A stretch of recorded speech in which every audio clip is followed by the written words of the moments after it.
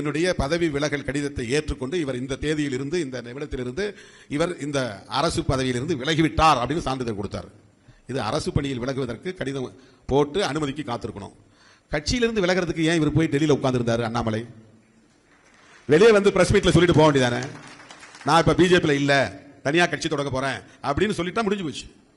ஆனா இவர் வந்து டெல்லியில போய் கடிதம் கொடுத்துட்டு மோடி அமித்ஷா இவங்கெல்லாம் பார்த்து அவங்க அதை படிச்சு பார்த்துட்டு அதை ஆராய்ச்சி பண்ணிட்டு உங்க லெட்டர் வந்து அக்செப்டட், நீங்க இனிமே போகலாம் வெளியே.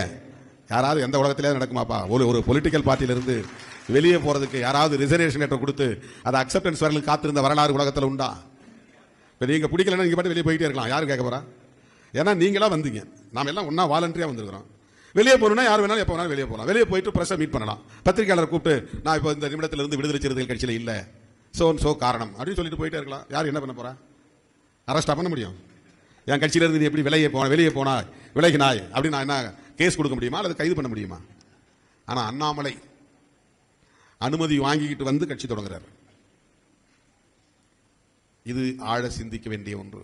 பிஜேபி இன்னொரு முகத்தோடு, RSS இன்னொரு முகத்தோடு தமிழ்நாட்டுக்குள்ளே அடி எடுத்து வைக்கிறது. இங்கே சொந்த முகத்தோடு வந்தால் பிஜேபியால் ஒருபோதும் வெற்றி பெற முடியாது, போனி ஆகாது. ரொம்ப காலம் முயற்சி பண்ணி பார்க்கறாங்க, ஒன்றும் கதை நடக்கல.